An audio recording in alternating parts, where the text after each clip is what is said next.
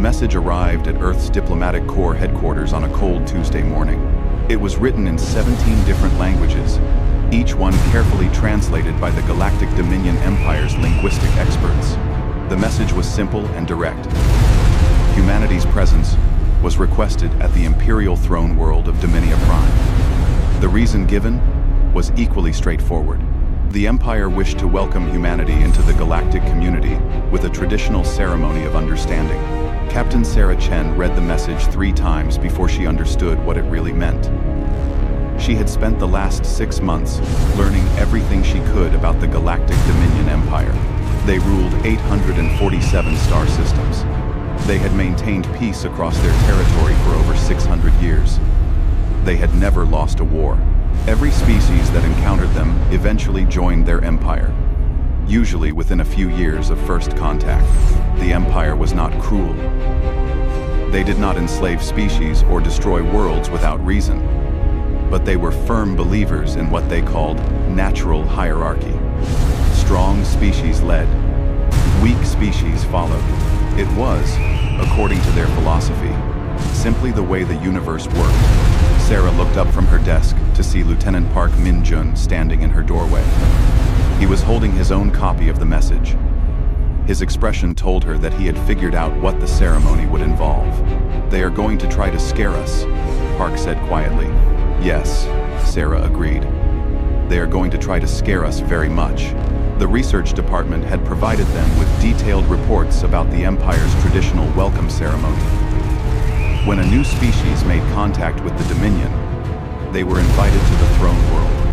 There, they were shown the Empire's military might, but not their current military. Instead, the Empire displayed something they called the Trophy Fleet. The Trophy Fleet was exactly what it sounded like. Over the centuries, various species had refused to join the Empire peacefully. They had chosen war instead. They had all lost. And when they lost, the Empire took their greatest warships. These captured vessels were kept in dimensional storage, preserved perfectly. During the welcome ceremony, the Empire would bring them all out at once. Thousands of ships from hundreds of defeated enemies. It was meant to send a clear message. This is what happens to those who resist. According to the reports, no species had ever chosen to fight the Empire after seeing the Trophy Fleet. The display was simply too overwhelming. The message was too clear. Sarah closed the document on her screen. She looked at Park and smiled slightly. "Well," she said, "I suppose we should not keep them waiting. Start assembling the diplomatic team. I want our best people." "And Park?" "Yes, Captain. Bring the historical database. All of it. Every ship humanity has ever built, lost, or scrapped. I want complete records, going back to the first colony missions." Park raised an eyebrow. "May I ask why?" "Just a feeling," Sarah said. "Probably nothing. But I like to be prepared." Wait, 3 weeks later, the human diplomatic vessel Friendship emerged from faster-than-light travel at the edge of the Dominia Prime system. Sarah stood on the bridge, looking at the view screen. The Imperial capital world hung in space before them. A blue and green jewel surrounded by massive orbital stations.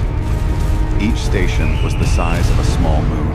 The ship's sensors counted 43 separate stations, each one bristling with weapons and shield generators. "They are not subtle," said Dr. James Morrison. He was the team's xenoanthropologist, an expert in alien cultures. He had been studying the Dominion for years, even before humanity made official contact. "Subtlety is not the point," Sarah replied. "Intimidation is the point. They want us to see all of this and feel small." "Is it working?" asked Park. Sarah considered the question. The stations really were impressive. Humanity had nothing quite like them. Earth's orbital defenses were powerful, but they were designed differently. Human military doctrine favored mobility and surprise over fixed fortifications. These stations represented a different philosophy entirely. They said, "We are so strong that we do not need to hide. We are so powerful that we build our defenses where everyone can see them." It is working a little bit, Sarah admitted. But remember, they have been doing this for thousands of years. They have had time to build all of this. Humanity has only been in space for 400 years. Give us another 1,000 years, and we will have impressive things too. The communication console beeped. A message was coming in from one of the orbital stations. Sarah nodded to the communications officer, who opened the channel. An alien face appeared on the screen. It looked somewhat reptilian, with golden scales and 3 eyes arranged in a triangle pattern on its face. This was a Dominion citizen, one of the founding species of the Empire. Human vessel Friendship. You are cleared to dock at Ceremonial Station 1. Please follow the guidance beacons. Do not deviate from the assigned path. Chancellor Vex Thor will meet you personally. Welcome to Dominia Prime. The channel closed before Sarah could respond. She looked at her pilot. You heard them. Follow the beacons. Let us go see what they want to show us. The docking procedure took 2 hours. The ceremonial station was enormous, with hundreds of docking ports. The Friendship was guided to a port near the station's central axis. As they approached, Sarah could see other ships docked nearby. She recognized several of them from the intelligence reports. Ships from the Zix Commonwealth, vessels from the Haroon Collective, a massive bioship from the Mycelial Network. All the recent additions to the Empire, Park observed. They invited everyone who joined in the last 50 years. They want all the new members to watch. Sarah nodded slowly. That made sense. The ceremony was not just for humanity's benefit. It was a reminder to everyone else as well. A reminder of what the Empire could do. A reminder of why no one fought back. They disembarked from the Friendship into a docking corridor that could have fit a dozen ships side by side. Everything was built to a massive scale. The walls were decorated with murals, showing the Empire's history, great battles, diplomatic victories, peaceful planets, thriving under Dominion rule. Chancellor Vex Thor was waiting for them in the main reception hall. He was tall, nearly 3 meters high, with those same golden scales and 3 eyes. He wore robes that shimmered with embedded circuitry. When he spoke, his voice was deep and resonant. Captain Chen, Lieutenant Park, Dr. Morrison, welcome. We are honored to receive humanity into the galactic community. Your species has impressed us with your rapid expansion and your technological achievements. In just 400 years, you have colonized over 300 systems. This is remarkable. One, Sarah bowed slightly. Chancellor, we are honored by your invitation. Humanity looks forward to peaceful relations with the Dominion. Of course, Vex Thor said. His smile showed many sharp teeth. Peace is always preferable. The Empire has maintained peace for 6 centuries. We have found that peace is easiest when everyone understands the reality of power. To that end, we have prepared a demonstration. A tradition, you might say. Come, other delegates are already gathering. He led them through corridors that grew increasingly grand. They passed other alien delegations, dozens of species, all heading in the same direction. Sarah noticed that many of them looked nervous. Some were whispering to each other. Others walked in silence, their body language suggesting fear. Finally, they reached the observation deck. It was a massive amphitheater, built in a half-circle around an enormous transparent viewport. The viewport looked out into open space. Thousands of aliens were already seated in the amphitheater, arranged by species. Chancellor Vex Thor guided the human delegation to a section marked with Earth's symbol. Please, be seated, Vex Thor said. The ceremony will begin shortly. I think you will find it educational. He left them there and moved to the front of the amphitheater, where a raised platform looked out over the viewport. Other Dominion officials were gathering there as well. Sarah sat down and looked around.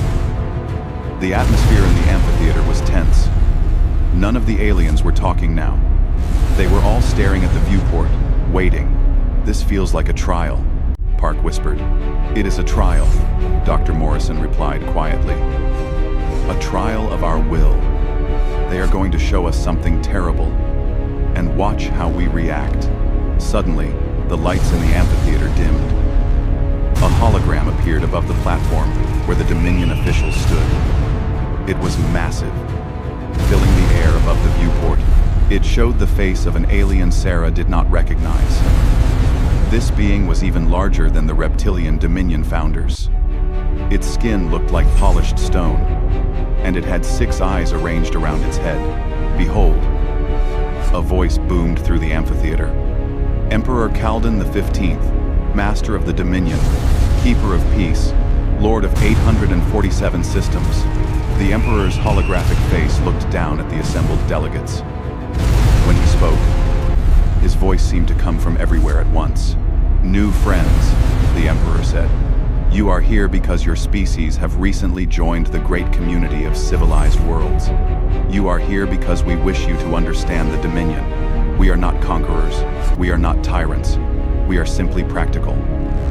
We understand that the universe is dangerous. We understand that only through unity can civilizations truly thrive." He paused, and his 6 eyes seemed to look at each delegate in turn. "But unity requires understanding. And understanding requires knowledge. You must know what the Dominion is capable of. You must know why 600 years have passed since any species dared to raise weapons against us. You must see the truth of power." The Emperor raised one massive hand. Outside the viewport, something began to happen. Space itself seemed to ripple. Small tears in reality appeared, growing larger. "Witness the trophy fleet," the Emperor declared. "Witness the price of defiance." Ships began to emerge from the dimensional tiers. First dozens, then hundreds, then thousands. They filled the space around the station. An armada of vessels from countless different civilizations. Each ship was unique, representing the military might of a species that had once stood against the Dominion, and every single one of them had lost. Sarah heard gasps from around the amphitheater. Some aliens made sounds of distress. Others sat in shocked silence. The sheer scale of the fleet was overwhelming. These were not small ships. These were dreadnoughts, battle cruisers, siege vessels. Each one represented the pinnacle of a civilization's military technology, and the Dominion had defeated them all. Chancellor Vexthor stepped forward. He was smiling. "Each vessel you see was taken from an enemy who believed they could resist the Dominion. Each one represents a species that chose war over peace, and each one now serves as a reminder. The Dominion cannot be defeated." He began to walk along the platform, gesturing to different sections of the fleet. "The red vessels with 3 hulls are from the Korth Supremacy. They believed their superior numbers would overwhelm us. The black pyramids are from the Sharel Ascendancy. They believed their psychic powers made them invincible. The crystalline spheres belong to the Eternal Chorus. They believed their energy weapons could pierce any defense." He paused and smiled wider. They were all wrong. Sarah forced herself to breathe steadily. The display really was impressive. She had to give them that. Thousands of ships, each one a trophy, each one a warning. The message was clear. Do not fight. You cannot win. Park leaned close to her and whispered, "Captain, should I start recording? For our military intelligence?" "Yes," Sarah whispered back. "Get everything. Every ship type, every design. Earth Command will want to study this." But even as she said it, Sarah felt a strange sensation in the back of her mind. Something about this display felt wrong. Not wrong in the sense that it was fake. The ships were clearly real, but wrong in some other way. Like a puzzle piece that did not quite fit. Chancellor Vexthor was still talking, still describing the various defeated enemies. The aliens in the amphitheater were still sitting in stunned silence, and outside, the trophy fleet continued to fill the void, a monument to the Dominion's power. Then Emperor Kaldan spoke again. "But these are merely our lesser victories. The defeated enemies who fell quickly. Now, Witness the crown jewels of our collection. Behold the ships that belong to our greatest foe. More dimensional tiers opened. These were larger than before, and from them emerged 5 vessels that dwarfed everything else in the fleet. They were enormous, each one at least 5 kilometers long. They had a distinctive design: cylindrical hulls with rotating sections, massive engine arrays at the rear, and armor plating that still gleamed despite their age. Sarah stared at the ships. Her mind felt suddenly blank. There was something familiar about them, something she could not quite place. Park grabbed her arm. His datapad had fallen from his hands onto the floor. He was staring at the ships with an expression of complete shock. "Captain," he whispered. "Captain, those ships..." Dr. Morrison leaned forward in his seat, his eyes wide. He pulled out his own datapad and started frantically typing, comparing images on his screen to the vessels outside the viewport. Emperor Kalden's voice filled the amphitheater once more. 300 years ago, the Dominion faced its greatest threat. A species of warriors more ruthless than any we had encountered before. They sent 5 massive warships against us. The war lasted for decades. Millions died on both sides. But in the end, the Dominion prevailed. We captured these vessels and destroyed the civilization that built them. They are gone. Now, extinct. Their homeworld lost to time. But their ships remain as our greatest trophy, as proof that no enemy, no matter how powerful, can stand against the Dominion. Sarah's hands were trembling. She knew those ships. She knew exactly what they were. Park was frantically scrolling through his historical database, and Dr. Morrison had pulled up technical schematics on his screen. This was impossible. This was absolutely impossible, but there was no mistaking it. Sarah had seen these exact designs in museums on Earth. She had studied them in history classes at the Academy. Chancellor Vex Thor approached the human delegation. His smile was expectant. He wanted to see their fear. He wanted to see them realize the futility of resisting the Dominion. Sarah tried to speak. She opened her mouth, but no sound came out. She tried again, and then she made a sound that no one in the amphitheater expected. She snorted, a short, sharp sound of suppressed laughter. Park looked at her. Dr. Morrison looked at her. Then, Park's shoulders began to shake. He was biting his lip, trying desperately not to laugh. Dr. Morrison covered his mouth with his hand, but his eyes were watering. Sarah felt the laughter building in her chest. She tried to hold it back. She really tried. This was supposed to be a diplomatic ceremony. This was supposed to be serious, but she could not help it. Captain Sarah Chen, Chief Diplomatic Representative of Humanity, threw back her head and burst into full, uncontrollable laughter. The sound of human laughter echoed through the observation amphitheater like a stone thrown into a still pond. The ripples spread outward. Conversations stopped mid-sentence. Aliens turned in their seats to stare at the human delegation. Even the Dominion officials on their raised platform froze, uncertain how to react. Sarah Chen could not stop laughing. Every time she tried to compose herself, she would look at those 5 enormous ships hanging in space outside the viewport, and a fresh wave of laughter would overtake her. Tears were streaming down her face. Her sides hurt. Lieutenant Park Min-jun had given up trying to maintain his diplomatic composure. He was doubled over in his seat, his shoulders shaking with silent laughter. He had dropped his datapad again, and this time, he did not bother to pick it up. Dr. James Morrison was making strange wheezing sounds as he tried to breathe through his laughter. He kept pointing at his datapad screen, then at the viewport, then back at his screen, as if he could not quite believe what he was seeing. Chancellor Vex Thor stood frozen on the platform. His 3 eyes were wide with confusion and growing anger. This was not how the ceremony was supposed to go. New species were supposed to react with fear. They were supposed to understand their place in the galactic order. They were not supposed to laugh. The other alien delegations in the amphitheater were looking at each other in confusion. Some seemed frightened by the humans' reaction.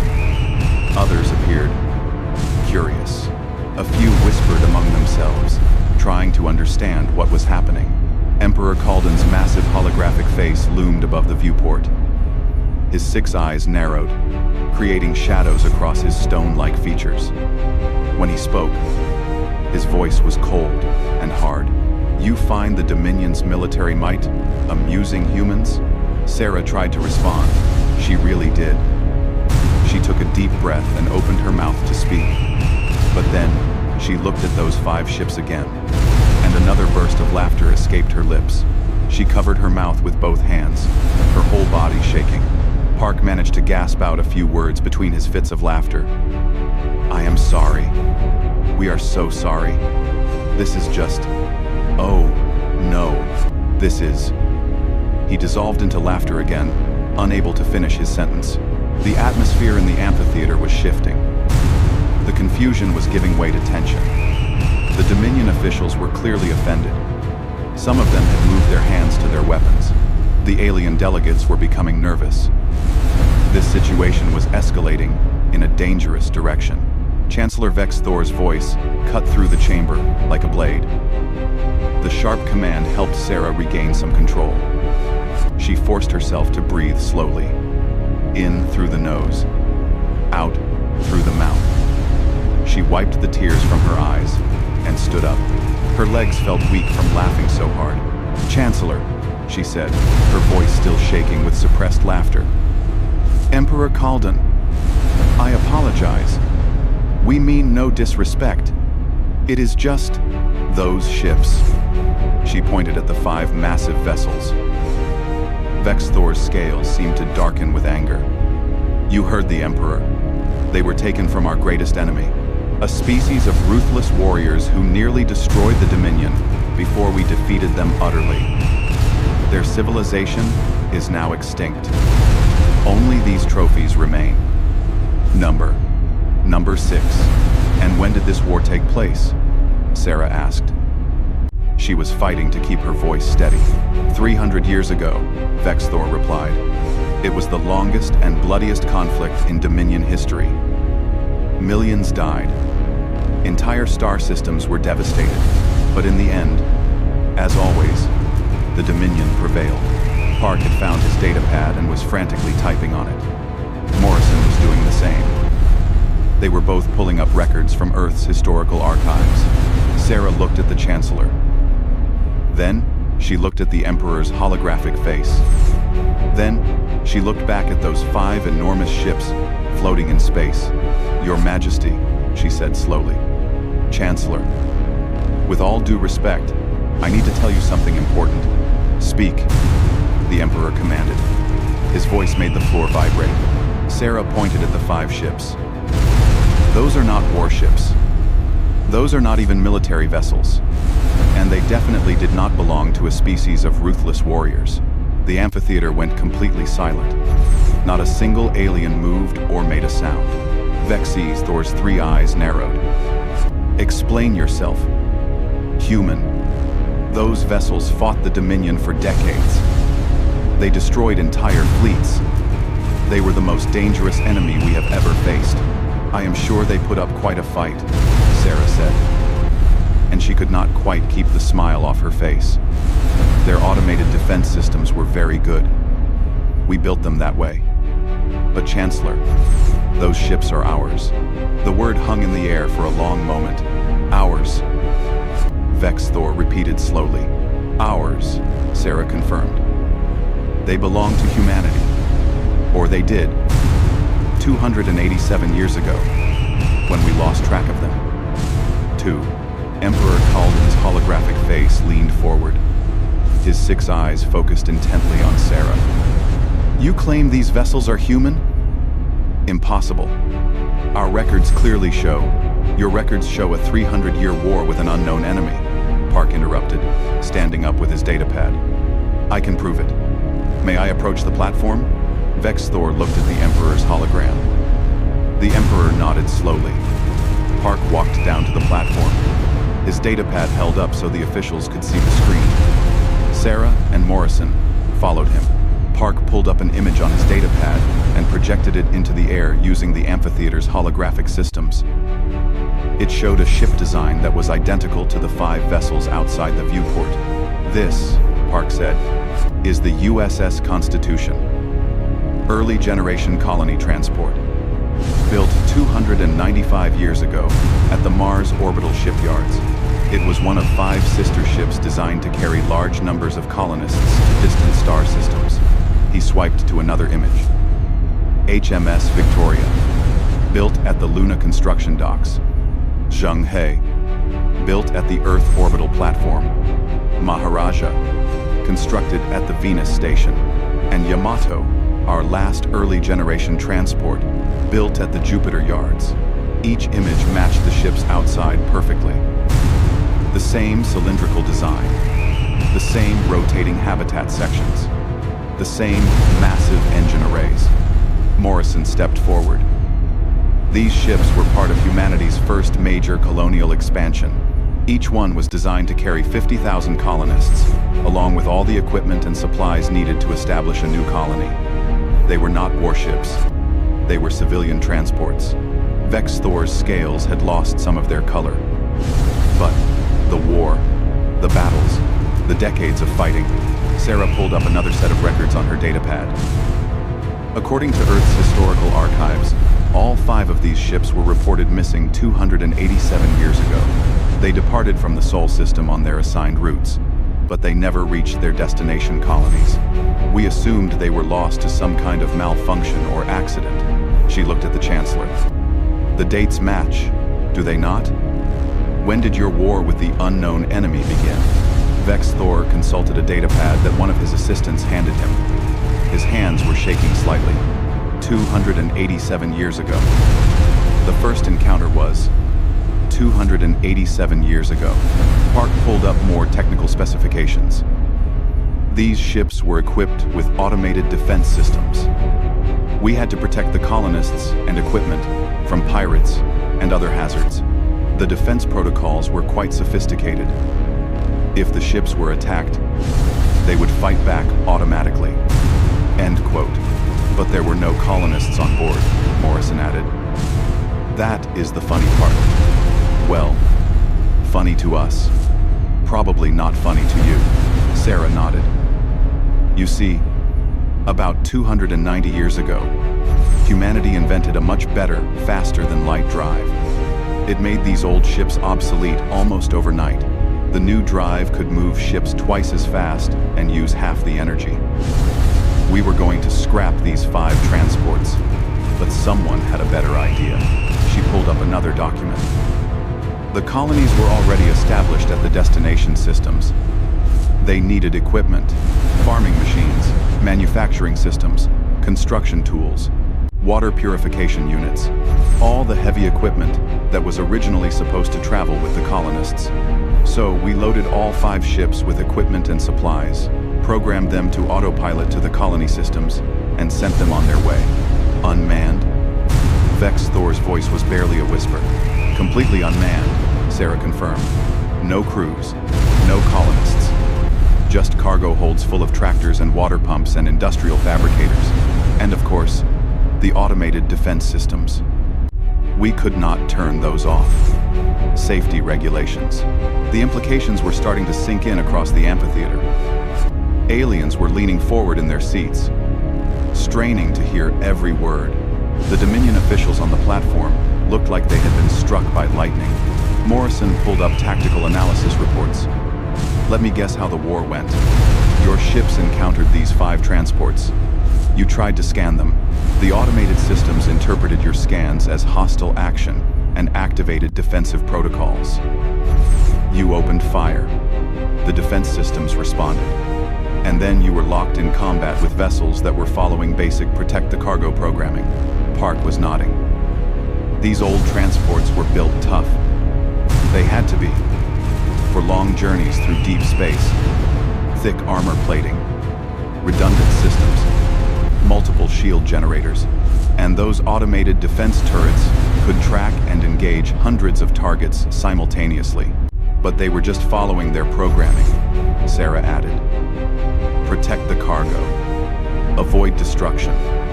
Return fire against any threat. They were not trying to destroy the Dominion. They were not warriors. They were delivery trucks with very good security systems. She looked directly at Emperor Kalden's holographic face. Your Majesty, the Dominion did not fight a war against a species of ruthless warriors. You fought a 300-year war against 5 unmanned cargo ships that were trying to deliver farming equipment to human colonies. The silence in the amphitheater was absolute. It was the kind of silence that happens when everyone's understanding of reality shifts at the same moment. One of the Dominion officials, a smaller alien with blue fur, spoke up hesitantly.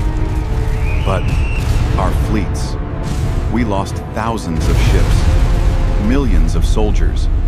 How could automated systems— Oh, human engineering is very good, Morrison said cheerfully. We tend to overbuild things.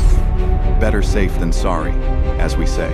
And these transports had to protect very valuable cargo. We programmed them to be extremely defensive. Park pulled up combat analysis data from Earth's military archives. The defense systems on these transports were designed to handle multiple pirate vessels simultaneously. They had predictive targeting algorithms, adaptive shield modulation, and automated repair systems. If you kept attacking them, they would keep defending themselves. They would learn from each engagement and adapt their tactics.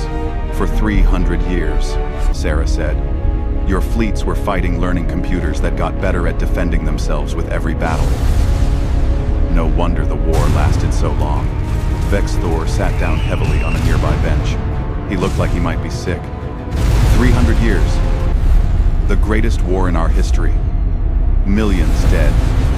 Entire generations spent fighting. And it was all cargo ships? Very well-armed cargo ships, Park offered helpfully. With excellent programming. Another Dominion official, this one with green scales, spoke up. But we captured them eventually. We won the war. We defeated these ships. Morrison nodded. Oh yes, I imagine you did. The defense systems were good, but they were not perfect. And 300 years is a long time. Even automated systems eventually break down. The ships probably ran out of ammunition eventually. Or their power systems degraded. Or you finally figured out some tactical approach that the programming could not handle. He paused. Out of curiosity, how did you finally win? What was the breakthrough? The green-scaled official looked uncomfortable. We stopped attacking them. We realized they only fired when fired upon. So we used communication drones instead of warships. We sent diplomatic signals. When they did not respond, we sent boarding teams through dimensional portals. By the time we figured out the ships were empty, we had already lost so much. Sarah felt a pang of sympathy for them despite everything. I am sorry for your losses. Truly.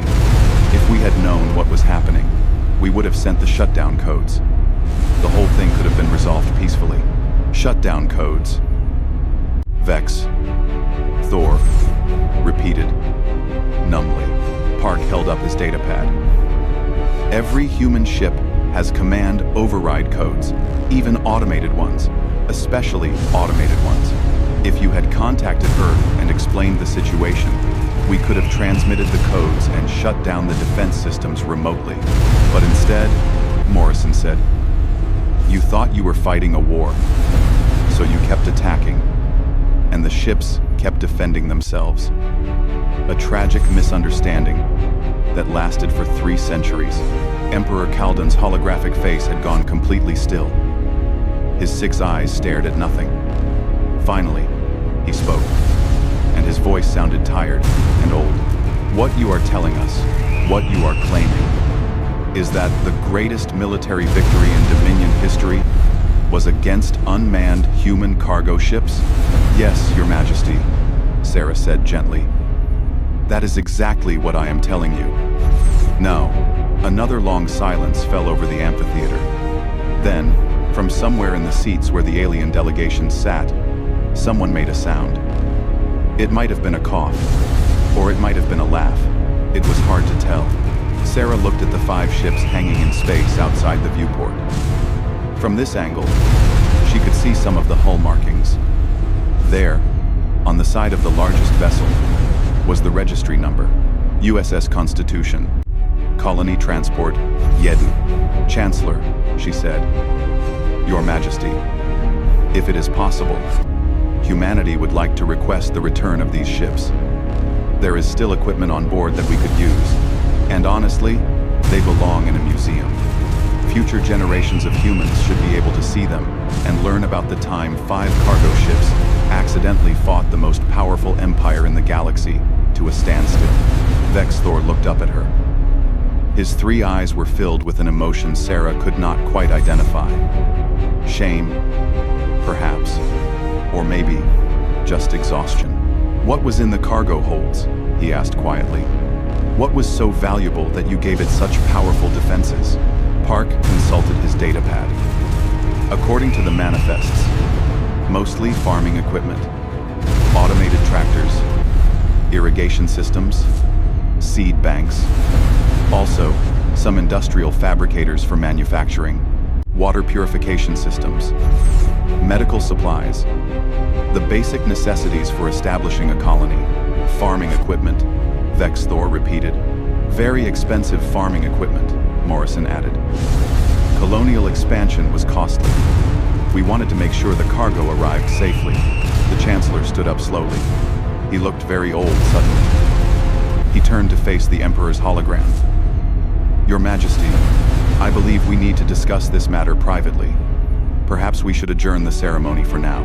Emperor Kaldan nodded. His holographic face began to fade, but before it disappeared completely, he spoke one more time. Captain Chen, Lieutenant Park, Dr. Morrison. The Dominion appreciates your clarification. We will need time to process this information. Please return to your ship. We will contact you soon to discuss the return of your vessels and other matters. The hologram vanished. The lights in the amphitheater came up. Dominion officials were scrambling off the platform, talking urgently among themselves. The alien delegations sat in stunned silence, trying to understand what they had just witnessed. Sarah looked at Park and Morrison. They looked back at her. And then, unable to help themselves, all 3 humans burst into laughter again. The walk back to the friendship felt longer than it should have. Sarah Chen and her team moved through the corridors of Ceremonial Station, one in silence. But it was not a comfortable silence. It was the silence of people who knew they had just changed everything without meaning to. Behind them, the amphitheater was in chaos. Through the walls, Sarah could hear raised voices, aliens arguing in dozens of different languages, the Dominion officials shouting orders. Someone was crying. Someone else was laughing. It was the sound of an entire worldview collapsing in real time. Security drones followed the human delegation at a distance. They were not threatening, exactly, but they were watching, making sure the humans went directly back to their ship without talking to anyone else. When they finally reached the friendship, Sarah almost ran up the boarding ramp. Once inside, with the airlock sealed behind them, she leaned against the wall and let out a long breath. Well, said Park, that did not go as planned. Did we have a plan? Morrison asked. He was still clutching his datapad like a lifeline. The plan was to watch their display, look appropriately impressed, and then begin formal diplomatic discussions, Sarah said. She laughed, but it sounded a bit hysterical even to her own ears. The plan was definitely not to accidentally reveal that their greatest military victory was against unmanned cargo ships. She pushed herself off the wall and headed for the bridge. Her crew looked up as she entered. They had been watching the ceremony through the ship's sensors. Their expressions ranged from shock to barely suppressed amusement. Captain, said Lieutenant Yuki Tanaka, the friendship's pilot. Are we expecting trouble? Should I prepare for immediate departure? Sarah considered the question. The Dominion had let them leave the station. They could have detained them. They could have arrested them for insulting the Empire. Instead, they had let them go. That was a good sign, probably.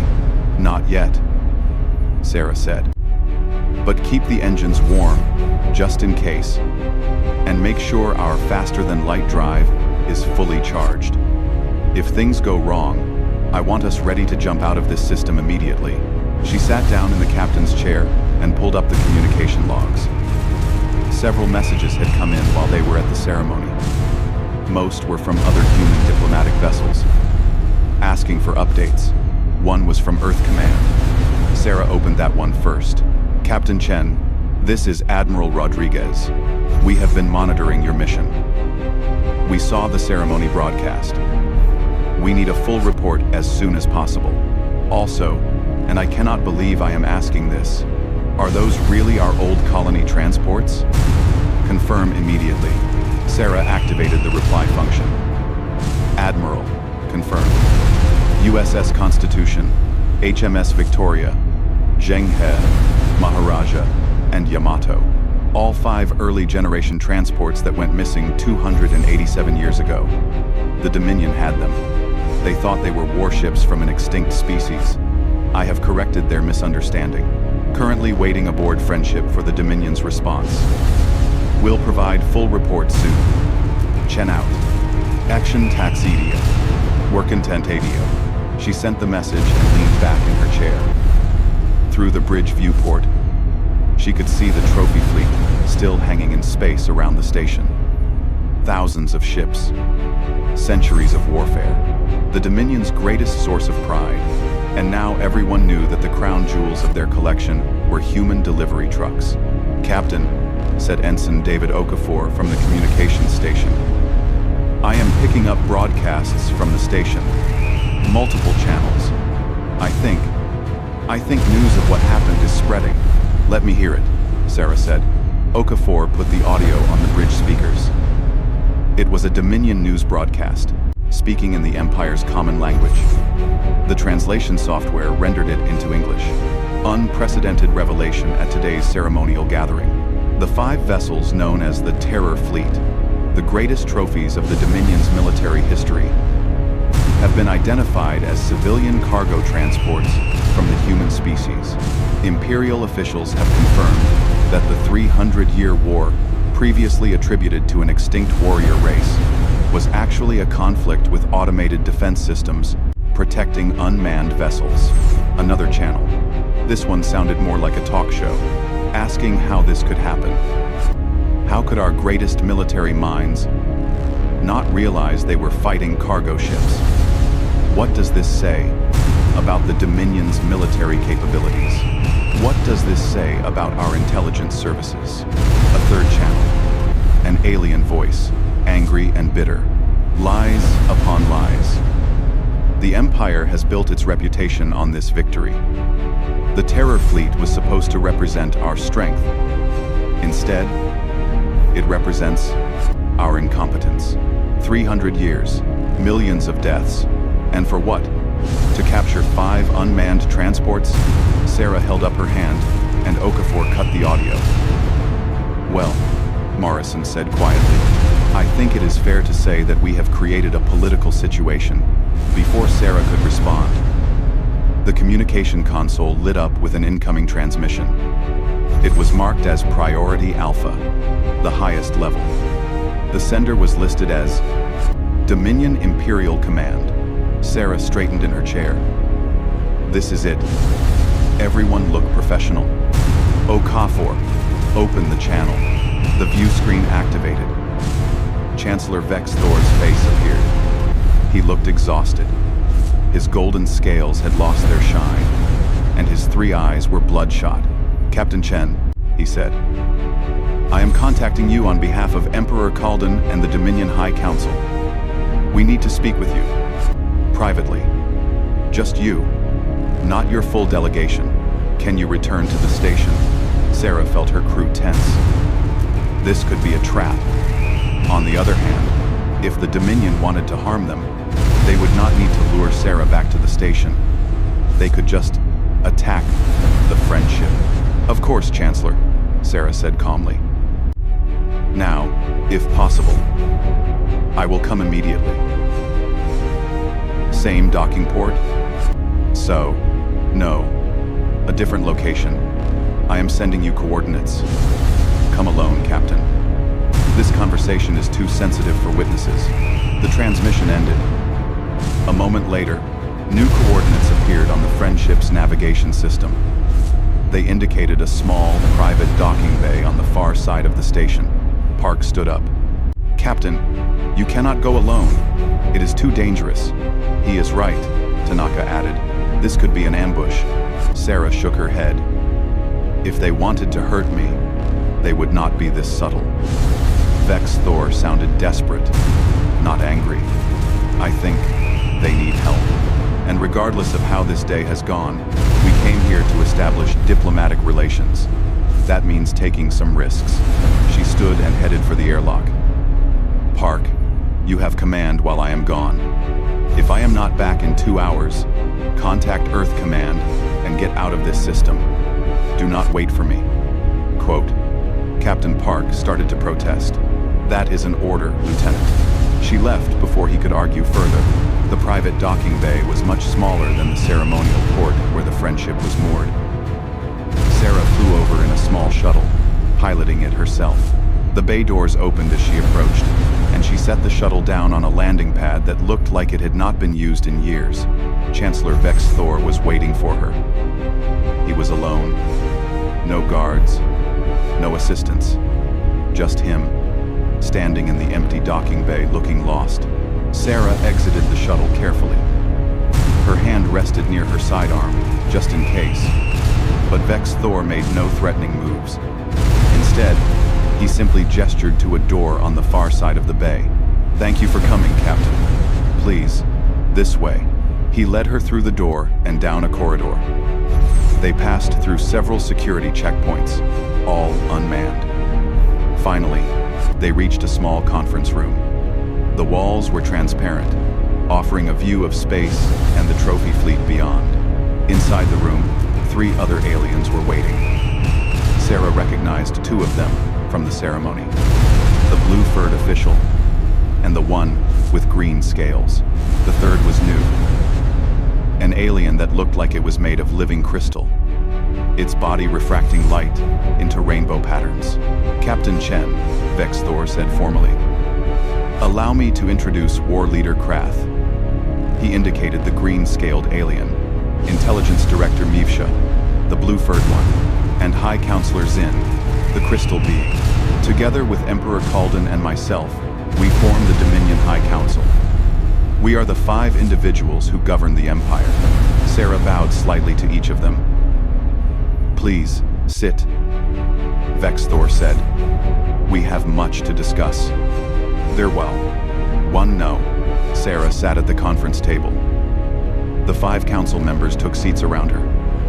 No one spoke for a moment. Finally, High Counselor Zin broke the silence. When the crystal being spoke, its voice sounded like wind chimes. Captain Chen, we need to ask you something. And we need you to answer honestly. What you revealed today at the ceremony, about the cargo ships. Was this some kind of strategy? A deliberate attempt to humiliate the Dominion? Sarah looked at each council member in turn. They all seemed genuinely confused and hurt. She realized they were trying to understand whether humanity had planned this as some kind of power move. No, she said firmly. Absolutely not. We had no idea those ships were here. We had no idea what the Dominion ceremony would involve. When we saw the Constitution and the others, we were shocked. The laughter was genuine. It was not calculated. But you did humiliate us, War Leader Krath said. His voice was bitter. Intentional or not, you have destroyed our reputation. The Terror Fleet was the foundation of the Dominion's authority. Every species in the Empire knew that we had defeated the most dangerous enemy in the galaxy. Now everyone knows we spent 3 centuries fighting delivery vehicles. Sarah could not argue with that. I am sorry, if I could take it back. But would you? Intelligence Director, Mivsha interrupted. Her blue fur rippled with agitation. If you had known the truth beforehand, would you have revealed it anyway? Or would you have let us continue living in ignorance? That was a harder question. Sarah thought about it carefully before answering. I do not know, she admitted. On one hand, revealing the truth has clearly caused problems. On the other hand, you were building your entire civilization's reputation on a misunderstanding. Eventually, someone would have figured it out. Better to learn the truth from us, in private, than to have it exposed by an enemy during a war. Vex Thor leaned forward. That is what concerns us most, Captain. What happens now? This information is already spreading. We have tried to suppress the broadcasts, but it is too late. Within days, every species in the Dominion will know. Within weeks, every independent civilization in the galaxy will hear the story. The Empire's authority is built on strength. Without that authority, everything falls apart. High Counselor Zin's crystalline body flickered. Already, we are receiving reports of unrest. Some member species are questioning whether they need to remain in the Empire. Others are wondering whether they could successfully rebel, now that they know the Terror Fleet was not what we claimed. The Treaty of the Black Stars specifically references our victory over the Terror Fleet as proof of Dominion supremacy, War Leader Kraft added. That treaty keeps 6 major civilizations from going to war with each other. If they decide the treaty is based on false premises, we could see the largest galactic war in history. Sarah felt the weight of what she had done settling on her shoulders. She had not meant to destabilize an empire. She had just laughed at a funny coincidence. But intentions did not matter. The consequences were real. What do you want from me? She asked quietly.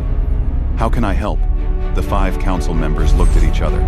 Some silent communication seemed to pass between them. Finally, Vex Thor spoke. We need you to tell us the truth about humanity's real military capabilities. Not your cargo ships, your actual warships. Because, Captain, if we are going to stabilize the Empire, we need to understand exactly what we are dealing with. Intelligence Director Mivsha pulled up a holographic display. It showed star charts. Human space was marked in blue. Hundreds of systems. You said humanity has only been in space for 400 years. Yet you have colonized over 300 systems. That is a rate of expansion that far exceeds the Dominion's historical growth. Your technology must be significantly more advanced than we realized. Those cargo ships fought our fleets to a standstill for 300 years. War Leader Krath said. And they were obsolete. You said so yourself. You said you built better, faster than light drives, and made those ships outdated. That was 290 years ago. What have you built since then? Own 4. Sarah understood what they were asking. They needed to know whether humanity was a threat. They needed to recalibrate their entire understanding of the galactic power structure, and they needed to know whether they should be afraid. She thought about the ships she had seen in human space. The modern fleet. The vessels that actually were designed for war, not for carrying colonists and farming equipment. All right, she said, I will tell you. But first, you need to understand something about humanity. We do not like war. We really do not. We have fought terrible wars among ourselves, and we learned hard lessons from them. When we went to the stars, we promised ourselves we would be better. We would seek peace first. Always. She paused. But we are not naive. We know the universe can be dangerous. So yes, we built warships. Real ones. And we built them using the same philosophy that made those cargo ships so hard for you to defeat. Which is? Vex Thor asked. We over-engineer everything, Sarah said simply. We build things to last. We build in redundancy. We build things that can take damage and keep working. And we build things that can be upgraded. Those cargo ships were 290-year-old technology, and they still gave your fleets trouble. Our modern warships are significantly more advanced. She pulled out her own datapad and brought up some images. They showed sleek vessels, much smaller than the massive cargo transports, but clearly designed for combat. These are Defender-class frigates, standard patrol vessels. There are approximately 15,000 of them in service across human space, Each one is designed to operate independently for up to 5 years, without resupply. They have faster-than-light drives that can jump almost instantly, adaptive shield systems, and weapons that can track targets across light seconds of distance. She swiped to another image. These are Guardian-class cruisers, heavy combat vessels. We have about 3,000 of them. They are designed to fight in coordinated groups, sharing sensor data and overlapping their defensive fields. Each one carries enough firepower to destroy a small moon. Another swipe. Sentinel-class battleships, capital vessels. We have 200 of them. Each one is essentially a mobile fortress. They can generate shields strong enough to deflect asteroid impacts. They carry weapons that can crack planetary crust. And they have manufacturing systems on board that can build new, smaller ships in the field. The Dominion Council members were staring at the images. Their expressions ranged from shock to fear. 15,000 frigates, Mivsha whispered. 3,000 cruisers, 200 battleships. That is, more ships than the Dominion's entire active military, War Leader Kroth finished. And you said these are your standard forces? Yes, Sarah confirmed. We also have specialized vessels, science ships for exploration, engineering ships for construction, medical ships, diplomatic vessels like the Friendship, and we have reserve fleets that can be activated in an emergency. Vex Thor's 3 eyes were wide. Why? Why so many ships if you do not seek war? Because we colonized 300 systems in 400 years, Sarah explained. That is a lot of space to patrol, a lot of colonies to protect, a lot of shipping lanes to keep safe, and because we remember our history, we remember what it is like to be unprepared. We swore we would never be helpless again. She looked at each council member. But Chancellor, War Leader, all of you, please understand. We did not build these fleets to conquer. We built them to protect. Every ship I showed you is designed with defense in mind. Fast shields, long-range sensors, the ability to evacuate civilians quickly. Our military doctrine is all about preventing fights, not winning them. But you could win them, High Counselor Zinn said. It was not a question. Sarah thought about how to answer that. Honesty seemed like the best policy at this point. Yes, she said quietly. If we had to, we could. The silence that followed was heavy. Finally, Emperor Kalden's voice filled the room. Sarah looked around and saw a holographic projector had activated. The Emperor's massive stone face looked down at them all. I have been listening to this conversation, he said. Captain Chen, I have a question. Your cargo ships fought the Dominion for 300 years. Millions of my people died in that conflict. Do you seek revenge? Do you hold us responsible for those deaths? Sarah shook her head firmly. No, Your Majesty. It was a misunderstanding. A tragic one, yes, but not malicious. You did not know the ships were unmanned. You were defending yourselves against what you thought was an enemy. We do not blame you for that. Then what do you want? The Emperor asked. You have proven you are more powerful than the Dominion. You could demand tribute, territory, subjugation. What is your price for peace? Sarah stood up. She looked at the Emperor's hologram, then at the council members around the table. Your Majesty, counselors, humanity does not want tribute. We do not want territory. We definitely do not want to subjugate anyone. What we want is simple. We want friends. The word hung in the air of the conference room like something fragile and strange. Friends. It was such a simple concept, and yet the 5 members of the Dominion High Council stared at Sarah Chen as if she had just spoken in an unknown language. Emperor Kaldon's holographic face showed confusion. Friends, he repeated slowly. You want the Dominion to be friends with humanity? Yes, Sarah said. War Leader Krath stood up abruptly. His green scales darkened with agitation. Captain Chen, with respect, we are the Galactic Dominion Empire. We rule 847 star systems. We have maintained order in this region of space for over 600 years. We do not have friends. We have subjects and allies and trade partners. But friends? That is not how empires work. Maybe that is the problem, Sarah said quietly. The room went silent again. High Counselor Zin's crystalline body stopped refracting light. Intelligence Director Mivsha's blue fur lay completely flat. Chancellor Vex Thor's three eyes were fixed on Sarah with an intensity that was almost frightening. Explain, Vex Thor said. Sarah chose her words carefully. This was a delicate moment. Everything could fall apart if she said the wrong thing. Chancellor, your empire is built on intimidation, on the idea that you are too powerful to challenge. The trophy fleet was the ultimate symbol of that power. But now, that symbol is broken. You are worried that species will rebel, that your authority will collapse, and maybe it will, if the only thing holding the Empire together was fear. She gestured to the viewport, where the thousands of trophy ships still hung in space. But what if you built something different? What if, instead of ruling through strength, you led through cooperation? What if the Dominion became a place where species chose to belong, not because they were afraid of the consequences, but because membership made their lives better? War Leader Krath made a dismissive gesture.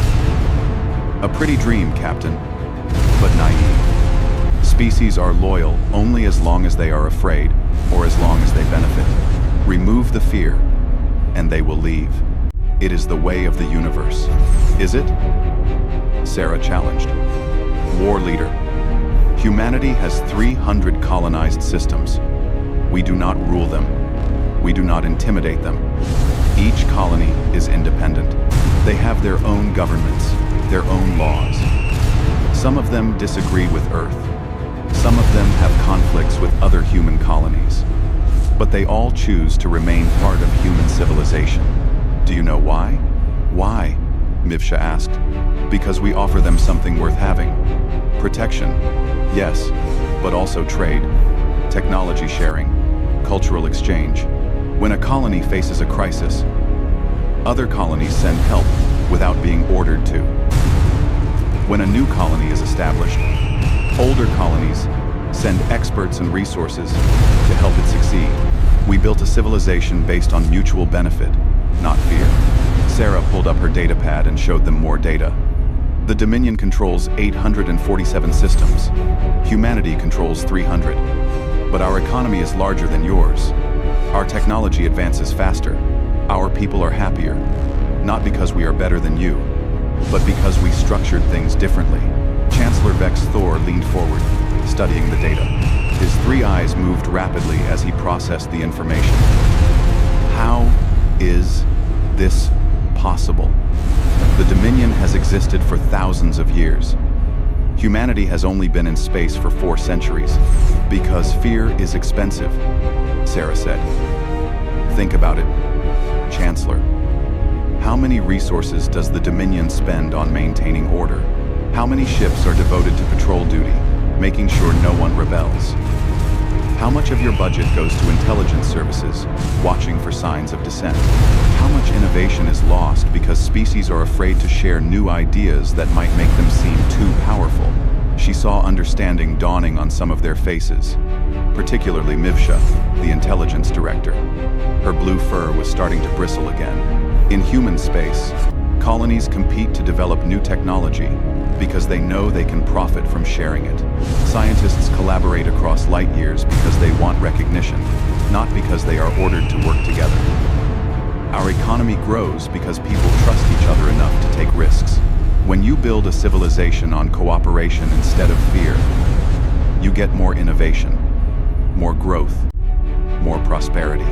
Emperor Kaldan's hologram shifted. The massive stone face seemed to soften slightly. Captain Chen, what you describe sounds ideal, but you are ignoring the fundamental problem. Not all species want to cooperate. Some want to conquer. Some want to destroy. The Dominion uses fear to prevent chaos. Without that fear, what stops the aggressive species from attacking the peaceful ones? It was a fair question. Sarah had an answer, but it was not one the Dominion would like. The aggressive species are dealt with, she said simply, firmly, completely. But the key is identifying who is actually aggressive versus who is just defending themselves. The Dominion treats all resistance as aggression. You fought our cargo ships for 300 years because you assumed they were weapons. But they were just defending themselves according to their programming. She pulled up more images on her datapad. Battle reports from human military engagements over the past 2 centuries. Humanity has fought wars. We are not pacifists, but we choose our battles carefully. These images show conflicts with species that genuinely were aggressors. Pirates, raiders, a few civilizations that believed in conquest. In each case, we gave them chances to stop. When they refused and continued to threaten human colonies or our allies, we responded with overwhelming force. The images showed the aftermath of those battles. Destroyed pirate bases, captured raider ships. One image showed an entire fleet of alien warships, disabled, floating dead in space. When we fight to win quickly and decisively. But we also fight to minimize casualties. See these disabled ships? We could have destroyed them. Instead, we targeted their engines and weapons systems. The crews survived. After the battle, we offered them a choice. Face trial for their crimes, or accept rehabilitation and integration into peaceful society. Most chose rehabilitation. War leader Krath studied the images closely. You are saying the Dominion is too harsh with potential enemies and too lenient with confirmed enemies. That we create rebellions by treating resistance as aggression, but then we drag out conflicts instead of ending them quickly. Yes, Sarah said. Exactly. You maintain a constant level of pressure that is not quite enough to crush resistance, but is too much to allow peace. It is the worst of both approaches. High Counselor Zin spoke up, its voice chiming softly. The captain has a point. I have argued for years that our policies create more problems than they solve. But the war leaders always insist that strength and intimidation are necessary. Because they are necessary. Krath snapped. You saw what happened today. The moment our strength was questioned, species began talking about rebellion. That proves my point. Krath. No, Vex Thor said slowly. It proves Captain Chen's point. Our empire is built on fear. When that fear is removed, everything collapses. But an empire built on cooperation would not collapse. It would continue because people choose to remain part of it. Mivsha was pulling up data on her own console. I have been running calculations. Captain Chen, if humanity wanted to conquer the Dominion, what would stop you? Based on the military assets you have described, you could defeat our fleets. Sarah nodded. Probably. We have more ships, and they are more advanced. But conquest would be stupid. Why? The intelligence director asked. Because conquering the Dominion would turn 847 systems against us. We would spend centuries fighting rebellions. We would have to garrison every world. Our economy would collapse under the strain. And for what? What would we gain? Some territory we do not need? Resources we could get through trade? The loyalty of species that hate us? Conquest is expensive and pointless when cooperation is cheaper and more productive. Sarah stood and walked to the viewport. The trophy fleet filled the view. Thousands of ships, thousands of defeats, thousands of species who had chosen to resist rather than cooperate. Your Majesty, counselors, you asked what humanity wants. I will tell you exactly what we want. We want to trade with the Dominion. We want to exchange technology and culture. We want to collaborate on scientific research. We want to help you transition from an empire built on fear to a civilization built on mutual benefit. And yes, we want to be friends. She turned back to face them. But we also want those 5 cargo ships back. They are ours. They contain equipment that belongs to human colonies. And honestly, they belong in museums where people can learn from this entire ridiculous situation. Emperor Kaldan was quiet for a long moment. His 6 eyes seemed to look past Sarah, focusing on something distant. "Captain Chen," he said finally, "you have given us much to think about.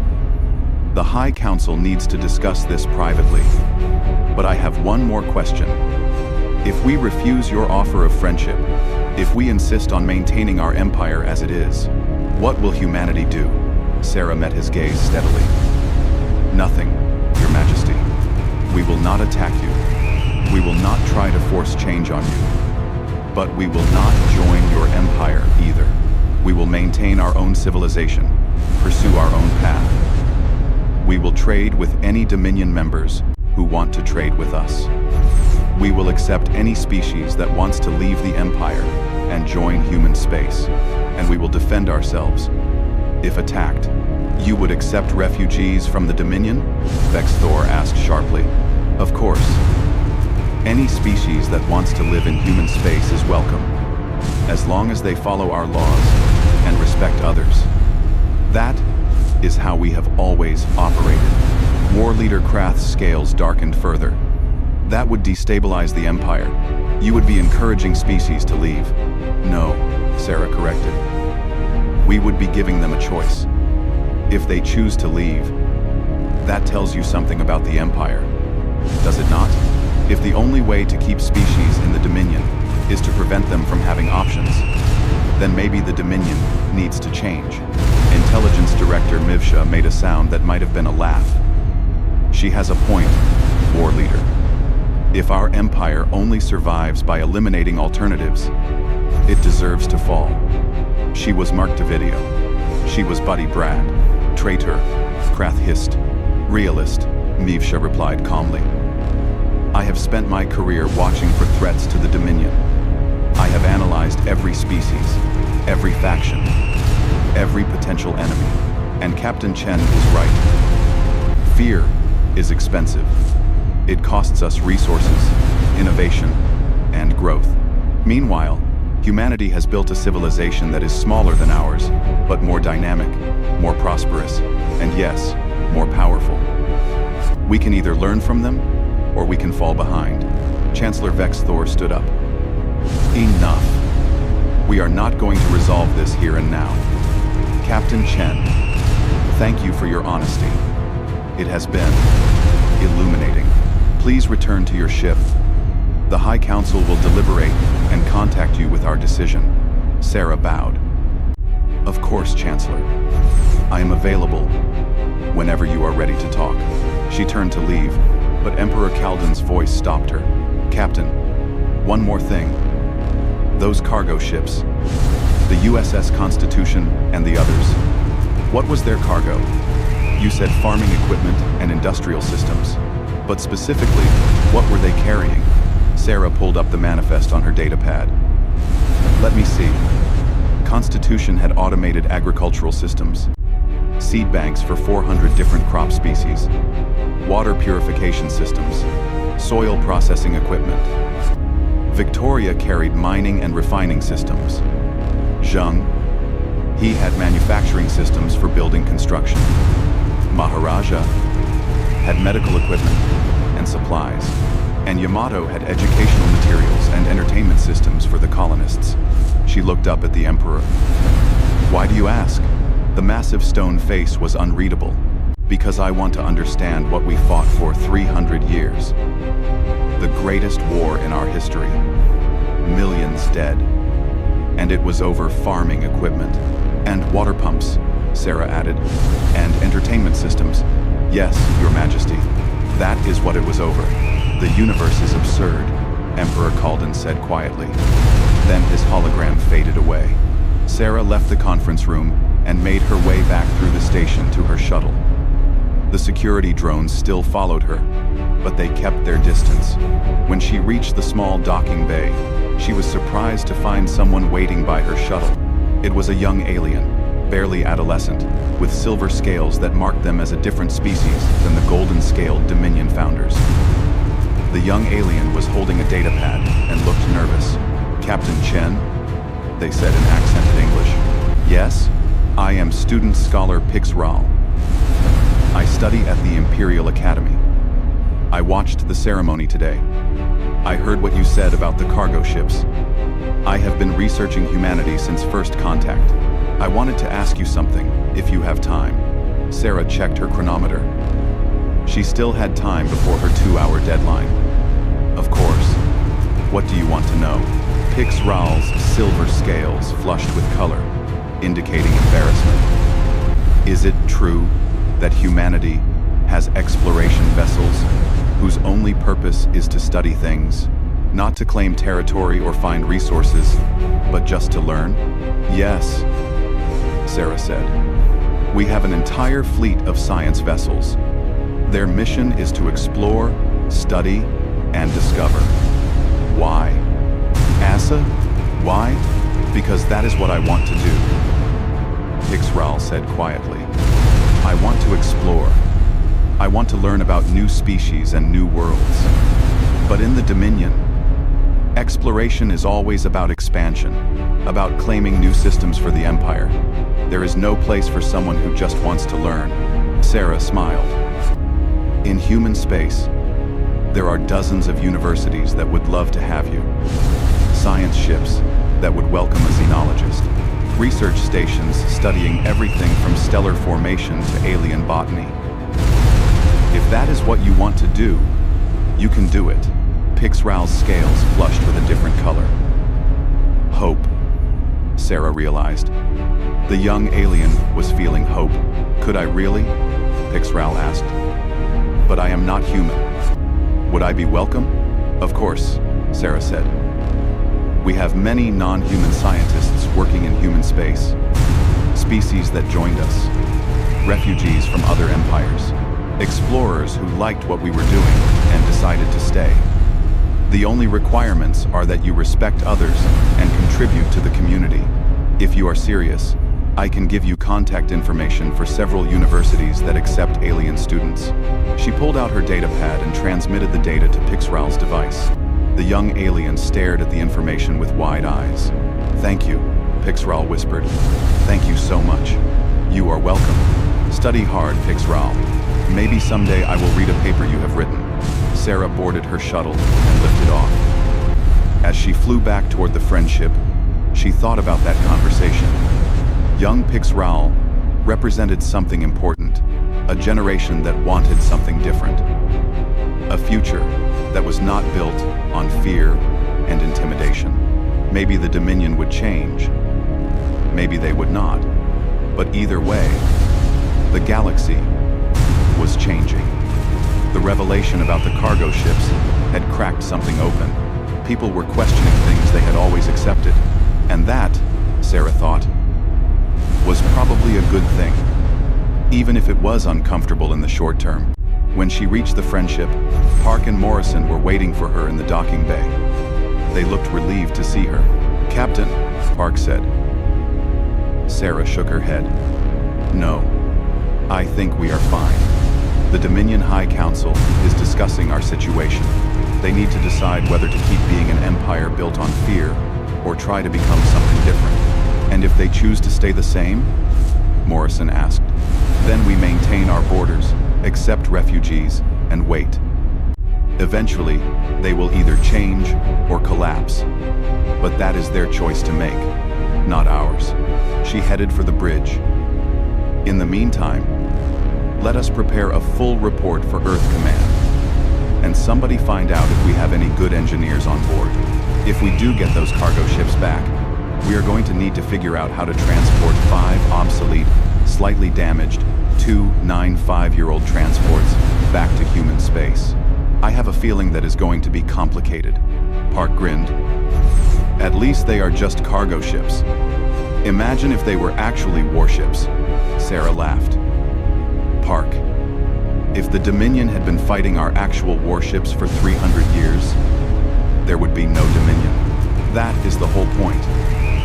3 days passed, before the Dominion High Council contacted the friendship again. 3 days of waiting in orbit around Dominia Prime, while the station below them buzzed with activity. Sarah Chen spent most of that time monitoring the local communications networks, watching as the news about the cargo ships spread throughout the Empire. The reaction was mixed. Some species were angry, feeling betrayed by the Dominion's lies. Others were confused, trying to understand what this revelation meant for their place in the Empire.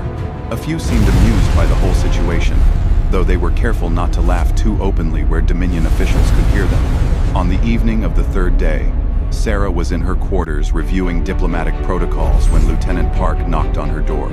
"Captain, we are receiving a transmission from Emperor Kalden himself. He is requesting your presence on Dominia Prime. On the planet itself, not the station. He says it is time for a formal meeting." Sarah stood immediately. "Just me? Or the whole delegation?" "The whole delegation.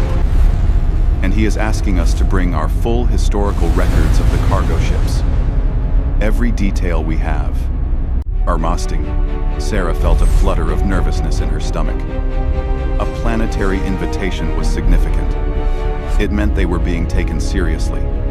It also meant they were entering the heart of the Dominion's power structure. If things went wrong down there, escape would be much harder. "Tell the Emperor we accept. Prep the shuttle for planetary descent. Full formal protocols. I want everyone looking their absolute best." 6 hours later, Sarah and her team were descending through Dominia Prime's atmosphere in their diplomatic shuttle. The planet was beautiful from orbit, with vast oceans and green continents. As they descended, they could see massive cities that stretched for hundreds of kilometers. Architecture that combined natural growth with advanced technology. Gardens that floated on anti-gravity platforms. Monuments that touched the clouds. The Dominion's capital was ancient and impressive in a way that human cities were not. Earth's oldest cities were thousands of years old. Dominia Prime's capital had stood for tens of thousands of years. The weight of that history was visible in every structure. They landed at the Imperial Palace, a complex so large it had its own weather system. Mountains had been carved into towers. Rivers flowed through gardens, designed by species long extinct.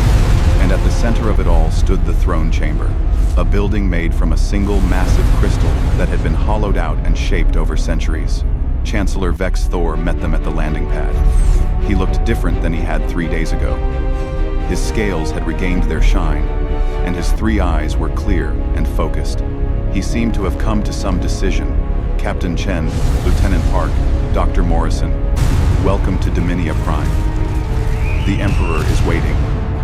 Please, follow me." He led them through the palace complex. Everywhere they went, aliens stopped to stare at the human delegation. Word had clearly spread about who they were and what they had revealed. Some of the looks were hostile. Others were curious. A few seemed almost grateful. The throne chamber was as impressive as Sarah had expected. The crystal walls refracted light into patterns that seemed to move and shift. The floor was polished so smooth, it looked like water. And at the far end, raised on a platform that put him above everyone else, sat Emperor Kalden. The massive stone-like being looked even more imposing in person than his hologram had suggested. He was at least 10 meters tall, with those 6 eyes arranged around his head in a pattern that let him see in all directions at once. His skin really did look like polished stone, gray and white with veins of gold running through it. The 5 members of the High Council were present as well, standing on platforms arranged around the Emperor's throne. Sarah recognized them all now. Chancellor Vex Thor with his golden scales, War Leader Krath with his green scales, Intelligence Director Meev Shah with her blue fur, High Counselor Zin with its crystalline body, and a 5th member Sarah had not met before. A being that looked like it was made of living water, constantly flowing and reforming. Treasurer Nim, Vex Thor whispered to Sarah, indicating the water being. "She manages the Empire's economy." Emperor Kalden's voice filled the chamber. "Captain Sarah Chen of Earth, you stand before the throne of the Galactic Dominion Empire. 3 days ago, You revealed information that has shaken the foundation of our civilization. You exposed a truth that we had hidden from ourselves. For this, we should be angry. We should punish you for your disrespect. Sarah felt her team tense beside her. This was it, the moment when things could go very wrong. But we are not angry, the Emperor continued. We are grateful. The word echoed through the crystal chamber. Grateful. Sarah blinked in surprise. Emperor Kalden shifted his massive body, and the platform under him adjusted to support his weight. For 3 days, the High Council and I have debated. We have argued. We have examined every aspect of Dominion policy and history, and we have come to a conclusion. The Empire, as it exists now, is unsustainable. And murmurs rippled through the chamber. Sarah noticed there were other aliens present. Observers standing in galleries around the room. They were hearing this announcement for the first time. The Dominion was founded on the principle of order through strength, Kalden said. For millennia, this principle served us well. But Captain Chen is correct. We built an empire on fear, and fear is expensive. It costs us innovation. It costs us growth. It costs us the loyalty of our member species. Most importantly, it costs us the opportunity to build something better. War Leader Krath stepped forward. Your Majesty, I must protest. If we abandon our principles now, in the wake of this revelation, we will be seen as weak. Species will rebel. The Empire will collapse. Then let it collapse, Emperor Kalden said calmly. The chamber went silent. Every alien froze. Sarah was pretty sure she had stopped breathing. I am serious, Kalden continued. If the only way to maintain our empire is through constant intimidation and fear, then it deserves to collapse. Captain Chen showed us that there is another way. Humanity has built a civilization based on cooperation and mutual benefit. It is smaller than our empire, but it is more prosperous, more dynamic, more resilient. They offer us a model for change. High Counselor Zin's crystalline body chimed softly. The Emperor and I have been discussing this for 3 days. We propose a fundamental restructuring of the Dominion. Not an empire, but a confederation. Member species would have genuine autonomy. They would choose to belong because membership benefits them, not because they fear the consequences of leaving. Treasurer Nim's watery form rippled. The economic analysis supports this approach. Fear-based compliance costs approximately 40% of our gross domestic product in enforcement and suppression activities. If we redirected those resources into development and trade, we could increase prosperity across all member systems within a generation. Intelligence Director Mivsha added, my projections show that voluntary cooperation would actually increase security, not decrease it. Species that choose to belong will defend the Confederation against external threats. Species that are forced to belong become internal threats themselves. Chancellor Vex Thor looked at Sarah. Captain Chen, the High Council wishes to propose a treaty with humanity. We call it the Treaty of Mutual Prosperity. In this treaty, the Dominion would formally transition from an empire to a confederation. We would adopt many of the principles that make human civilization successful. In exchange, we ask that humanity share its technology and expertise to help us through the transition. Sarah's mind was racing. This was much more than she had expected. She had hoped for a peaceful resolution, maybe a trade agreement, but the Dominion was proposing to completely restructure itself based on the human model. Your Majesty, counselors, I am honored by this proposal. But I must be honest. This transition will be difficult. Some species will resist the changes. Some of your own officials will fight to maintain the old system. It could take decades. It might even lead to civil war. We know, Emperor Kalden said. But the alternative is worse. If we continue as we are, the Empire will slowly decay. Species will rebel, one by one. We will spend centuries fighting to maintain control until eventually we are too weak to continue. Better to change now, while we still have the strength to manage the transition. War Leader Krath had not moved from his position. His green scales were dark with anger. Your Majesty, I cannot support this. To abandon everything the Dominion has built, everything we have achieved, because of one embarrassing revelation. It is not about embarrassment, Kalden interrupted. It is about effectiveness. War Leader, answer me honestly. Would the Dominion military be able to defeat humanity in a war? Krath hesitated. The silence stretched out. Finally, he said, "No, Your Majesty." Based on the information Captain Chen provided, humanity's military would defeat us. Their technology is more advanced. Their tactics are more flexible. Their industrial base is more productive. We would lose. And if humanity chose to conquer the Dominion, could we stop them? No, Your Majesty. So we are, at this moment, at the mercy of a civilization that could destroy us if they wished. And yet Captain Chen is standing here, offering friendship and cooperation instead of conquest. Does that not suggest their approach is superior to ours? Krath's scales slowly lightened. Sarah could see the internal struggle on his face. Finally, he bowed his head. Yes, Your Majesty. It does. Then it is decided, Emperor Kalden said. He looked at Sarah. Captain Chen, on behalf of the Dominion High Council, I formally request that humanity assist us in transitioning from an empire to a confederation. We want to learn from you. We want to build a civilization where species choose to belong rather than being forced to obey. Will you help us? Sarah felt the weight of the moment. This decision would shape the future of this entire region of space. It would affect trillions of beings across hundreds of star systems. And she was being asked to speak for all of humanity. But she already knew what her answer would be. Your Majesty, I cannot speak for all humanity. But I can tell you what I believe. Earth would be honored to help the Dominion through this transition. We would be happy to share our technology, our expertise, our experience. Not as conquerors or rulers, but as friends and partners. She smiled.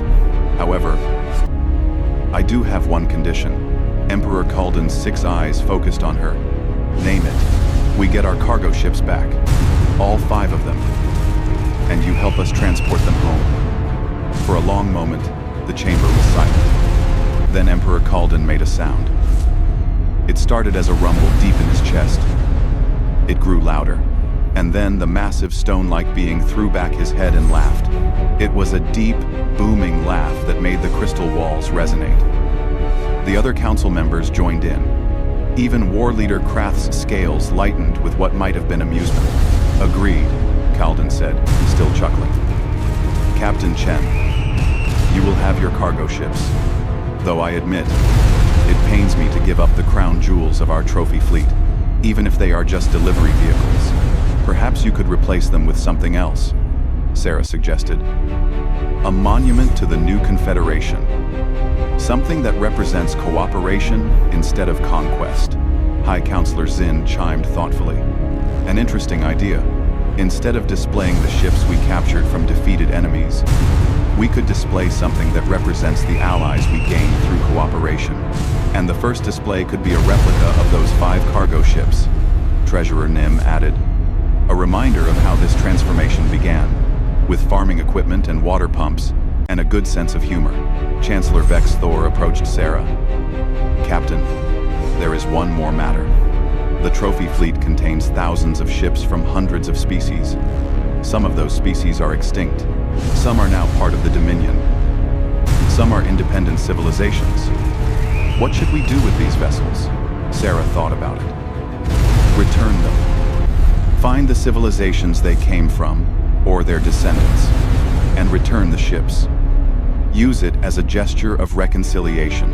Show them that the Dominion is serious about changing.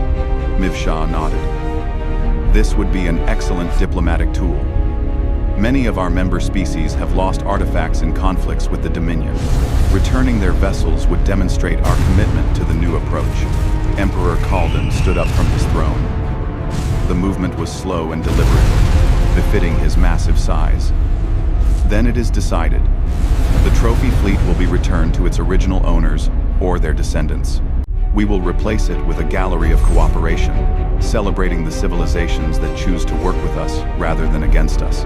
And we will formally dissolve the Galactic Dominion Empire and establish the Galactic Confederation in its place. He looked at Sarah. Captain Chen, will you and your delegation stay on Dominia Prime to assist with the transition planning? We have much work to do. Of course, Your Majesty. We will stay as long as you need us. Excellent. Then let us begin. Over the following weeks, Sarah and her team worked closely with the Dominion High Council to plan the transition. It was complicated work. Thousands of laws needed to be rewritten. Trade agreements needed to be renegotiated. Military structures needed to be reorganized. And most importantly, member species needed to be convinced that the changes were real and permanent. Sarah sent regular reports back to Earth. The response from Earth Command was enthusiastic but cautious. They approved of the treaty and sent additional diplomatic personnel to help with the transition. But they also quietly increased the readiness level of the human military, just in case things went wrong. 1 month after the ceremony that changed everything, Sarah stood in the same observation amphitheater where the trophy fleet had been displayed. This time, she was watching something very different. The 5 cargo ships, USS Constitution, HMS Victoria, Zheng-He, Maharaja, and Yamato, were being prepared for transport back to human space. Dominion engineers had worked with human technicians to repair the ships and update their systems enough for the journey. It had been delicate work. The ships were nearly 300 years old and had been in combat. But human engineering was good, and the ships were built to last. Lieutenant Park stood beside Sarah, watching the preparations. Hard to believe all of this started because we laughed at the wrong moment. Right moment, Sarah corrected. If we had not laughed, if we had pretended those ships were as terrifying as the Dominion believed, none of this would have happened. The Empire would have continued on its path. Eventually, there would have been a crisis. Maybe a war between the Dominion and humanity. Maybe a massive rebellion. But something would have broken. Dr. Morrison joined them. He was holding a data pad filled with notes. I have been studying the historical records. Do you know how many species the Dominion defeated in the time they were fighting our cargo ships? How many? Sarah asked. 17. 17 different civilizations that refused to join the Empire. The Dominion diverted resources to the war against our automated defense systems, which meant they were less prepared when other conflicts arose. Some of those 17 species might have been successful in their resistance if the Dominion had not been distracted.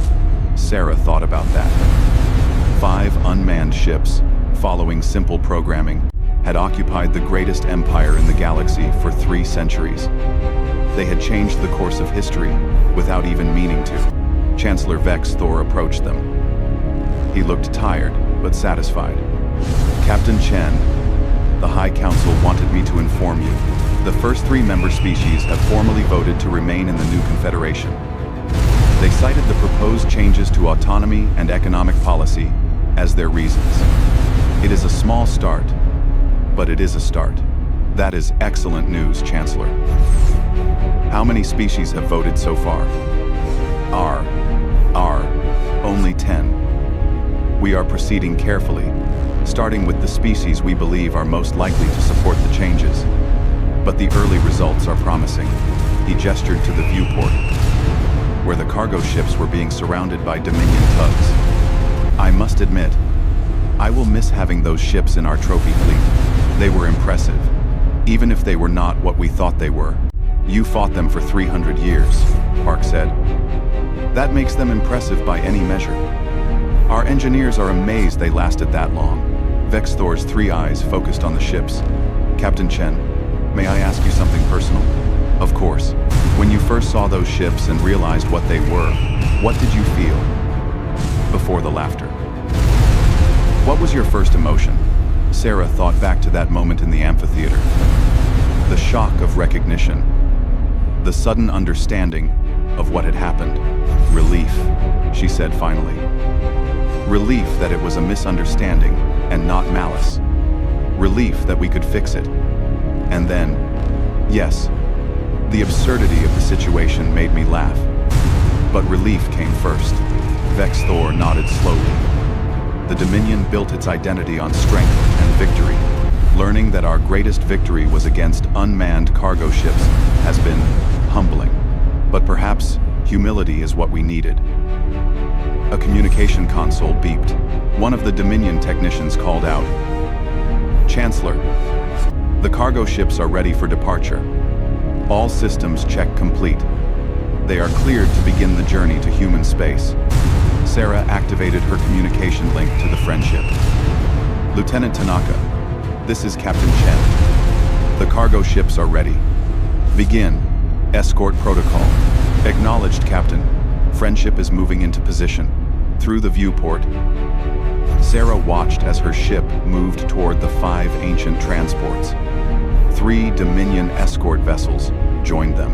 It had been decided that a mixed human-Dominion fleet would deliver the ships to human space as a symbol of the new cooperation between their civilizations. The ships began to move. Slowly at first, their old engines warming up after years of inactivity. Then faster, accelerating toward the edge of the system where they would engage their faster-than-light drives. Sarah watched them go. 5 cargo ships that had changed the galaxy without meaning to. 5 ships that had exposed an empire's weakness and forced it to become something better. 5 ships that had started a friendship between civilizations. "Captain," Vex Thor said quietly, "what do you think will happen next? Will the Confederation succeed? Or will it fall apart?" Sarah considered the question honestly. "I do not know, Chancellor. Change is always risky. Some species will resist. Some Dominion officials will try to return to the old ways. You will face challenges and setbacks. But I believe you have a chance. And that is more than you had before." She turned to face him. The Dominion Empire lasted for thousands of years through strength and fear. Now you have the opportunity to build something that lasts even longer through cooperation and trust. It will not be easy, but I think it will be worth it. Bach. Vex Thor extended one clawed hand toward her. Sarah had learned enough about Dominion customs to recognize it as a gesture of respect and friendship. She took his hand carefully. His scales were warm and smooth under her fingers. "Thank you, Captain Chen, for your honesty, for your laughter at that ceremony, for showing us there was another way. Humanity has been in space for only 400 years. But you have taught a civilization that is thousands of years old. Something new. That is no small achievement." "We learned from others too," Sarah said. "That is how progress works. We share knowledge. We learn from mistakes.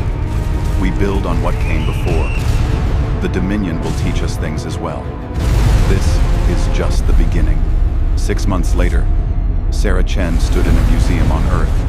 It was a new museum, built specifically to house 5 very special ships. The Museum of Accidental Diplomacy, people were calling it, though the official name was the Early Space Exploration Center. The 5 cargo ships, Constitution, Victoria, Zhenghe, Maharaja, and Yamato, stood in the central hall. They had been carefully restored and preserved. Information displays around each ship told their history, their original mission, their disappearance, their 300-year war, and finally, their role in transforming an empire. Sarah had been invited to speak at the museum's opening ceremony. She stood on a stage in front of the Constitution, looking out at a crowd that included diplomats from dozens of species. Some were human. Others were from the newly formed Galactic Confederation. A few were from independent civilizations that had heard the story and wanted to see the famous ships for themselves. "These ships," Sarah began, "were built to carry colonists and equipment to new worlds. They were never meant to be warships. They were never meant to fight.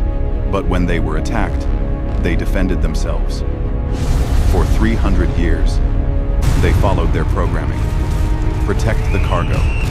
Avoid destruction. Return fire against threats. They did exactly what they were designed to do. She gestured to the massive vessels behind her. And in doing so, they changed the galaxy. They exposed the weaknesses of an empire built on fear. They forced a powerful civilization to reconsider its foundations. They started a transformation that is still ongoing. She paused, looking at the ships. But the real heroes of this story are not the ships. They are just machines, following their programming. The real heroes are the beings who chose to change. Emperor Kalden and the Dominion High Council could have doubled down on their empire. They could have refused to adapt. Instead, they chose the harder path. They chose to transform their civilization based on principles of cooperation rather than intimidation. Sarah looked out at the crowd. She spotted Chancellor Vex Thor standing near the front. He had come to Earth specifically for this ceremony. Beside him stood several other Dominion officials, including war leader Krath, who had become an unexpected advocate for the new Confederation once he accepted the necessity of change. The Galactic Confederation is still finding its way, Sarah continued. Not all Dominion species chose to remain. Some left to pursue independence. Others joined human space or allied with different civilizations. But the majority stayed, choosing to be part of something new, something built on choice rather than compulsion. She smiled. And it all started because 5 cargo ships were too stubborn to die, and because a human delegation could not stop laughing at the absurdity of it all. That is the real lesson here. Sometimes the most important changes come from unexpected places. Sometimes strength means admitting weakness. And sometimes the best way forward is to laugh at yourself and choose a better path. The ceremony ended with a reception in the museum's observation hall. Sarah found herself surrounded by well-wishers and reporters. Everyone wanted to know about the cargo ships. Everyone wanted details about the transformation of the Dominion. Eventually, she managed to slip away to a quieter corner. She was looking up at the Constitution, studying its battle-scarred hull, when someone joined her. It was student scholar Pix Ral, the young alien she had met on Dominia Prime. The silver-scaled student had taken Sarah's advice and applied to several human universities. Now Pix Ral was studying xenobiology at the University of Mars, one of humanity's most prestigious institutions. Captain Chen, Pix Ral said shyly, I wanted to thank you. If you had not encouraged me, I would never have had the courage to leave the Dominion and pursue my dream. Sarah smiled. You had the courage already. Pix Ral, I just pointed you in the right direction. How are your studies going? Wonderfully. I am learning so much. And Captain, I have been researching the cargo ships. I wanted to understand exactly how their defense systems worked. Do you know what I discovered? What? The programming was brilliant. The ships were designed to avoid fights whenever possible. They would only fire if actually attacked. They would break off combat if the attacker retreated. They were trying to minimize conflict even while defending themselves. That is very human, I think. To build protection systems that still seek peace whenever possible. Sarah had not thought about it that way, but Pix Ral was right. Even in their automated defense protocols, humans had built-in preferences for de-escalation and restraint. It said something about humanity's values that even their cargo ship security systems tried to avoid unnecessary violence. That is a good observation, Pix Ral. You are going to be an excellent researcher. The young alien's scales flushed with pleased colors. I hope so.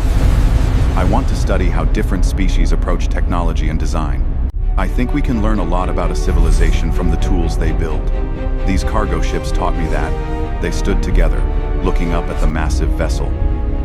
Around them, the museum was filled with beings from across the galaxy. All of them drawn to see the ships that had changed everything. The cargo vessels that had fought an empire to a standstill and then transformed it into something new. Sarah thought about all the improbable events that had led to this moment. 5 ships sent on autopilot. An empire that mistook them for an enemy. A 300-year war against automated defenses. A ceremonial display meant to intimidate that instead exposed a fundamental truth. And laughter, human laughter, that started a revolution. The universe really was absurd sometimes. But that absurdity, Sarah had learned, could lead to wonderful things. The Galactic Confederation was not perfect. There were still problems, still challenges, still species that resisted change. But it was better than what had come before, and it would continue to improve, as long as people chose cooperation over conquest, friendship over fear. She looked at the plaque mounted on the wall beside the Constitution. It read, USS Constitution, Colony Transport 01, launched 295 years ago to carry colonists and equipment to New Terra. Lost in transit. Fought the Galactic Dominion Empire for 300 years. Sparked the transformation of an empire into a confederation. Returned home to remind us that sometimes the greatest victories come from places we never expected. And that laughter can change the galaxy. Sarah smiled. It was a good epitaph for 5 ships that were just trying to deliver farming equipment. And it was a good beginning for a new era of galactic cooperation.